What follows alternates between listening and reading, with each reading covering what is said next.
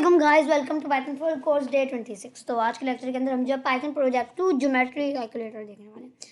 तो जिस तरह से हमारी लिस्ट कंप्लीट हो गई, हमारी लूप्स कंप्लीट हो गए, हमारे फंक्शंस हो गए और हमारी कंडीशंस हो गए, वेरिएबल्स हो गए, इनपुट्स हो गए। तो आज हम जो है प्रोजेक्ट 2 के ऊपर आएंगे। प्रोजेक्ट 2 जो है एक ज्योमेट्री कैलकुलेटर के ऊपर हमने है। अब आपको मैंने जैसे बताया हुआ है कि जो हमें कर रहे हैं ना, हम जो भी कोर्स अभी हम कर रहे हैं पाइथन का, उसके अंदर सारे प्रोजेक्ट कैलकुलेटर के बेस हैं। सबसे पहला बेसिक था, अब सेकंड प्रोजेक्ट जो है ना जियोमेट्रिक कैलकुलेटर है। तो मैं आपको समझाऊंगा कि इसे कैसे करना है, इसके अंदर क्या क्या आपने इसके अंदर क्या चीज़ आपने लगानी है, क्या चीज़ आपने नहीं लगानी, और फिर आप इसे डू करेंगे। तो चलिए स्टार्ट करते हैं। Algorithm for geometry calculator. सबसे पहले तो हमारे जियोमेट्री कैलकुलेटर के अंदर जो है ना, अब ये ध्यान डालें कि हमारे जियोमेट्री कैलकुलेटर के अंदर 3 पार्ट्स होने वाले हैं। सबसे पहले का नाम है प्राइम नंबर्स एंड कंपोजिट्स। उसके बाद है fundamental theorem and arithmetic prime factorization, ये भी आपने पढ़ा होगा, और पाइथागोरस थ्योरम, ये भी हमने पढ़ा होगा। तो ये हमारे पास 3 पार्ट होने वाले हैं। अब मैं आपको समझाता हूँ, ओपन बोर्ड खोल लो। सबसे पहले हमने जाना प्राइम फैक्टराइज, यस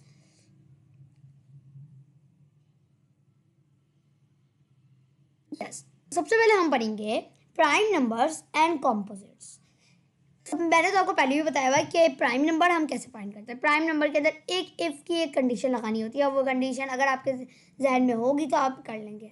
आपने जो पिछली वीडियो थी लिस्ट के ऊपर, मैंने आपसे उसके अंदर पूछा था कि अगर मुझे इवन नंबर फाइंड करने हैं तो हम कैसे करेंगे। तो ये वो इवन का था। प्राइम भी एक और चीज़ होती है, हमने प्राइम का ही पढ़ा हुआ है। Okay prime numbers and composites number. अब इधर करना क्या है, हमने एक यूज़र से सबसे पहले तो इनपुट ले लेना है। हम यूज़र से नॉर्मली एक इनपुट लेंगे, उसके बाद हमने देखना है कि अगर वो नंबर ग्रेटर देन 1। अब मैं इधर जो है आपको पूरी बराबर की आपको समझ आ जाएगा कि आपको ये भी आप कैसे देख सकते हैं इफ से कि जो हमारे पास इनपुट है वो 1 से कैसे बढ़े। अब मैं आपको समझाता हूँ 1 से बढ़े। दूसरी चीज़ हमने रखनी है कि अगर फ्लैग जो है ना वो ट्रू हो और नंबर इज प्राइम, अगर वो हुआ तो फिर ट्रू होगा।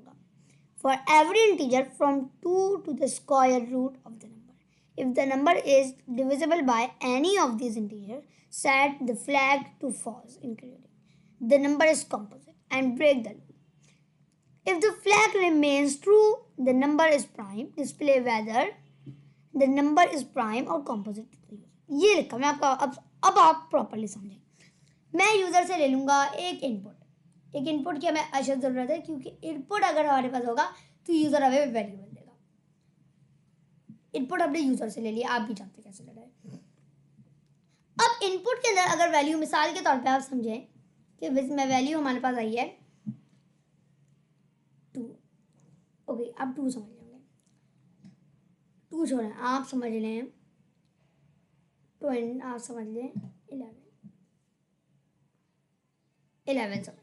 अब आपने ये देखना है, सबसे पहले तो आप ये देखेंगे कि नंबर जो है ना, नंबर तो क्या आप जानते हैं कि प्राइम और कॉम्पोजिट के अंदर अगर 1 आ जाए हमारे पास तो 1 ना ही प्राइम होता है ना ही कॉम्पोजिट होता है। तो इसलिए मैं सबसे पहले तो ये एक कंडीशन लिखूंगा कि नंबर जो है ना वो बड़ा होना चाहिए 1 से। इफ अगर नंबर जो है is greater than, if number is greater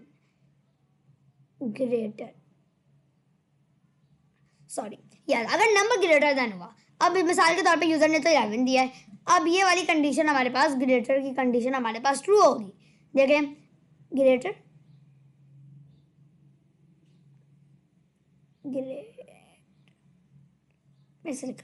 okay, ये कंडीशन हमारे पास ट्रू होगी कि ये नंबर जो है ग्रेटर है, ये कंडीशन भी ट्रू होगी। सही है। जब ये हमारे पास कंडीशन ट्रू हो गई तो आप इधर देखें कि अगर जो हमारे पास assign the number is prime, अब ये कैसे हम देखेंगे, समझें। अब समझें कि मेरे पास वैल्यू तो अभी 11 आई हुई है। अब हमने चेक करना है कि 11 का स्क्वायर रूट सबसे पहले हम लेंगे। तो जब मैं 11 का स्क्वायर रूट लूँगा, समझिए अब हमने एक ऐसी हमने वो लगाना है कि 11, अब हमने इफ की कंडीशन ट्रू हो गई, अब हमने लगाना है 11 का स्क्वायर रूट। जब हम 11 का स्क्वायर रूट लेंगे तो आप देखें अगर स्क्वायर रूट कोई एक स्पेसिफिक नंबर में आ जाता है, मतलब स्क्वायर रूट अगर 11 का तो स्क्वायर रूट हमारे स्पेसिफिक नंबर नहीं होता, कोई डेसिमल्स में आता है। तो ये हमारे पास अगर ना ही 1 होता है, ना ही 2 होता है, ना ही 3 होता है। तो अगर अभी बहुत ईजी है, आपने सबसे पहले लिखना है ना n से ग्रेटर है, और अगर उस नंबर का स्क्वायर रूट जो है ना वो कोई किसी नंबर में ना आए, वो कोई इंटीजर में ना आए, तो आप समझ जाएंगे कि ये हमारे पास प्राइम नंबर है। तो प्रिंट होगा हमारे पास प्राइम नंबर। एल्स उसके बाद अगर ऐसा ना हुआ तो फिर जाहिर है कि हम ये कॉम्पोजिट हो जाएगा। इतना मैंने आपको बता दिया कि ये होगा तो ये हो जाएगा। Display whether the number is prime और कॉम्पोजिट टू द यूजर। अब हमारे पास आता है fundamental theorem of arithmetic prime factorization. Take an integer number from the user. Okay. Lies the list to hold the prime number factor. इसके अंदर list आपने इस्तेमाल करनी है, होल्ड करना है आपने प्राइम फैक्टर्स को। A variable to hold the current divisor starting with 2. अब समझिए, सॉरी यस, आपने अब एक काम करना है कि हमारे पास सबसे पहले तो हमने यूजर से एक इनपुट लेना है, यूजर इनपुट देगा। अब हमने करना है लिस्ट, हमने देखना है कि उसके प्राइम फैक्टर्स हमने निकाले। The variable to hold the current divisor starting with 2, क्योंकि प्राइम फैक्टर्स हमारे पास अब हमने स्टार्ट करना है प्राइम फैक्टराइजेशन 2 से, स्मॉल नंबर 2 होता है। While the number is greater than 1, इधर भी हमने चेक करना है कि नंबर ग्रेटर देन 1 होना चाहिए। If the number is divisible by the current divisor, अगर नंबर जो है ना वो डिविजिबल बाय हो current divisor. If it is divide the number by the divisor and add the divisor to the list of prime factors। अब समझें कि मैं इधर फंडामेंटल थ्योरम जब मैं इस्तेमाल करूँगा, समझिए फंक्शंस के बगैर आपने काम नहीं करना। फंक्शन आपने लगाना है अलग अलग पार्ट्स का, एक फंक्शन नहीं लगाना। सबसे पहले आप फंक्शन लगाएंगे इस सबसे पहले वाले, उसके अंदर फंक्शन आपको लगाना आता होगा। सबसे पहला पार्ट हमारे पास है प्राइम एंड कॉम्पोजिट नंबर। दूसरा फंक्शन आप लगाएंगे फंडामेंटल थ्योरम के ऊपर। फंडामेंटल थ्योरम समझ लें, यूजर से एक इनपुट लेंगे, यूजर से हमने एक इनपुट ले लिया, समझ लें यूजर से आपने इनपुट ले लिया यूजर से। अब यूजर ने इनपुट में मिसाल के तौर पे हमारे पास डाल दिया 10। तो अब आप देख लें कि जब हमारे पास 10 आएगा, 10 सबसे पहले होल्ड, अब एक वेरिएबल हमने एक बनाना पड़ेगा जो करंट डिवाइजर को होल्ड करे, और स्टार्टिंग विथ 2, और वो स्टार्ट होता हो 2 से। उसके बाद हम इफ चेक करेंगे कि नंबर जो है ना हमारे पास ग्रेटर देन 1, ये कंडीशन हमारे पास हुई 2। अब बारी आई हमारे पास check if the number is divisible by the current divisor. मिसाल के तौर पे मुझे अब एक और लगाऊंगा कि जो हमारे पास नंबर है ना वो डिविजिबल बाय होना चाहिए। नंबर हमने कहाँ से लिया, इसके अंदर से फैक्टराइजेशन हमने इसकी करी।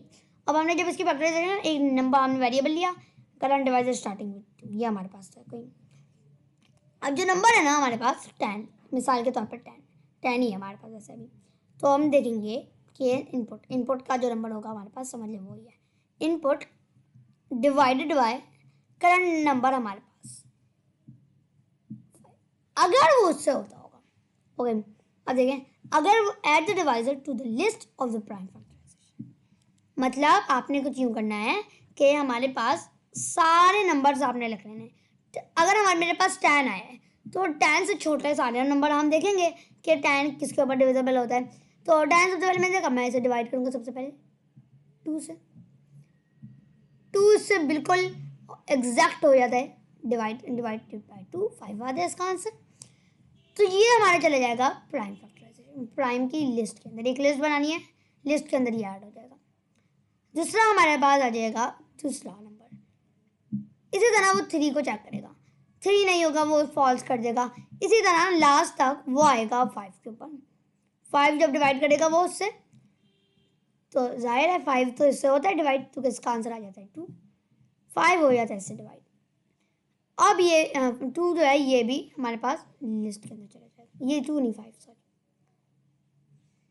5 भी हमारे पास लिस्ट में चला। ओके, 5 नॉट जाएगा, ये देखें इधर हमारे पास जाएगा इस वो वाला नंबर हमारे पास, उसका प्राइम फैक्टराइजेशन बन जाएगा। ये हमारे पास आप देख लें, ये हमारे पास होगा। और लास्ट में if not increasing by the divisor by 1, continue the process until the number is fully factorized. Display the prime factorization, आपने लास्ट तक करना है, ये हमारे पास हो गया। लास्ट है हमारे पास पाइथागोरस थ्योरम। मैं आपको इतना तो मैंने आपको समझा दी। अब इसके बाद ये तो अब कोड हम खुद लिख सकते हैं, मैंने आपको बहुत सारी हिंट दे दी कि क्या क्या इस्तेमाल करना है। एक और अब हमें फंक्शन बनाना है। अब पाइथागोरस थ्योरम बहुत ईजी होता है। Take 2 number from the user representing the length of the 2 legs of a right triangle A and B. Calculate the square of both legs. अब समझिए आप पाइथागोरस थ्योरम का फॉर्मूला समझ लें।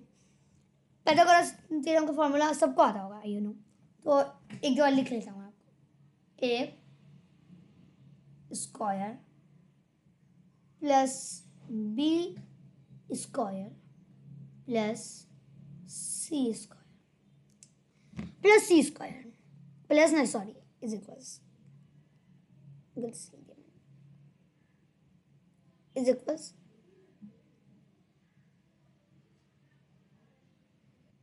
सी स्क्वायर। अब हमारे पास ये हो गया इज इक्वल्स मैं सही लिख दूँ, इज इक्वल सी स्क्वायर हमारे पास ये हो गया। अब आप समझे ये तो हमारे पास हो गया। अब इसे अपडेट करना कैसे? जिस से मेरे पास अगर ए की वैल्यू हमारे पास 4 आ गई है, इसकी वैल्यू हमारे पास 3 आ गई है, तो इसे करना कैसे? 4 का स्क्वायर हमारे पास आता है 60 हमेशा। अब स्क्वायर हमारे पास स्क्वायर हमने ले लिया, स्क्वायर हमारे पास खत्म हो गया। अब रह गया हमारे पास 3 का आता है हमारे पास 2.5 हो गया हमारे पास इज इक्वल सी स्क्वायर। सी अभी भी बचा है, ओके सी स्क्वायर। अब हमारे पास 16 प्लस 9 क्या होता है? 16 प्लस 9 मेरा ख्याल से 16 प्लस 9 यस 16 प्लस 9 होता है हमारे पास 25। 25 का अब हम लेंगे स्क्वायर रूट। 25 का स्क्वायर रूट हमारे पास अब हमें 25 का स्क्वायर रूट लेंगे। 25 का स्क्वायर रूट होता है हमारे पास 5 और इसका आंसर आ जाएगा हमारे पास 5, यानी c इज इक्वल 5 इसका फुल आंसर है। देखा हमने। अब ये तो पाइथागोरस थ्योरम हो गया। इससे अगर हमें पाइथन के अंदर वो करना है तो क्या इजी ट्रिक हम इस्तेमाल करेंगे कि यूजर से तो नंबर ले लेंगे 2 a and b। Calculate the square of both legs. देखें मैं आपको इतना तो बताऊं कि करना कैसे। करना कुछ यूँ है, एक और फंक्शन बना लेना है आपने। फंक्शन बनाने के बाद हमारे पास डेफ लिख रहे हैं और वो आप आगे जानते हैं कैसे। डेफ कीवर्ड मैंने आपको बता दिया।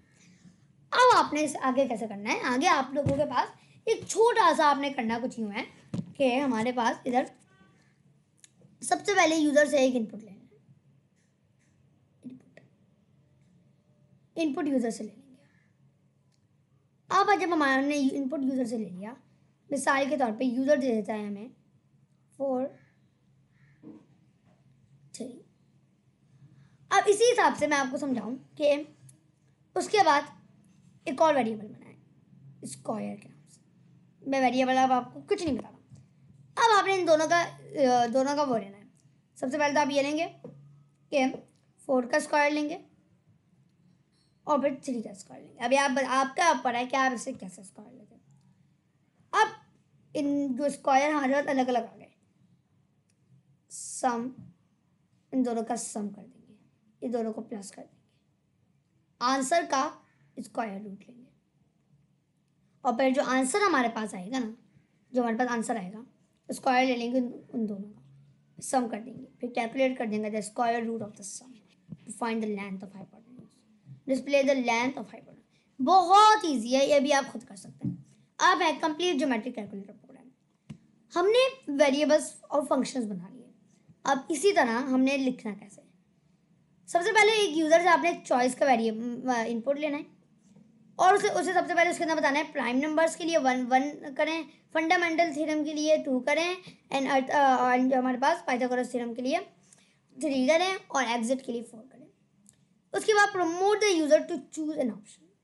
अब यूजर जो है उनमें से 1 लिखेगा, तो अगर यूजर ने 1 लिखा होगा तो प्राइम नंबर्स का फंक्शन आप इधर वो एग्जीक्यूट करेंगे। यूजर ने अगर 2 लिखा होगा, फंडामेंटल 3 लिखा होगा तो आप उसका वो कॉल करेंगे। अगर उसने जो है हाँ हमारे पास 4 लिखा होगा तो एग्जिट करा देंगे। तो उससे कैसे करना है, ब्रेक हमारे पास। और ये पूरा का पूरा लूप रुकना नहीं चाहिए। ये जब रुकेगा जब यूज़र आपको कहेगा कि बस वो एग्जिट जब कर देगा। तो इसके लिए आपको पता होगा क्या लगाना है, वाइल ट्रू लगाना है। उसके बाद इफ द यूज़र एंटर, अगर यूज़र ने जस्ट 6 कर दिया, कुछ भी डाल दिया गलत, तो इससे ये आपने एक एरर मैसेज देना है। एरर मैसेज देना है, तो एरर मैसेज आप कैसे देंगे, एल्स लगा के एरर मैसेज आप प्रिंट करा देंगे। उसके बाद repeat step 27 until the user choose to exit, इस तरह से आपने करना है। सो आई होप आपको समझ आएगा। इस by following this algorithm student can understand the step by step process of implementing the Python geometry calculator. इससे आप बिल्कुल समझ सकते हैं। मैं आपको ये भी शेयर कर दूंगा इंशाल्लाह क्लासरूम के अंदर। So thank you for joining me. अल्लाह हाफिज़, सी यू नेक्स्ट टाइम।